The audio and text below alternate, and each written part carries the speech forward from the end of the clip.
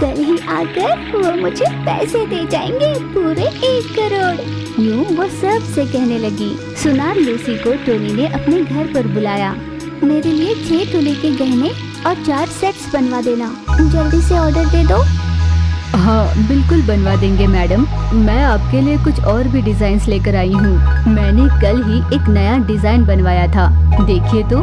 Lucy ने एक बहुत अच्छा नेकलेस दिखाया और उसकी कीमत 5 लाख रुपए बताए।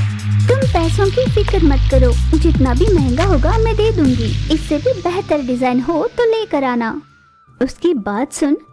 हाँ मैडम बिल्कुल, आप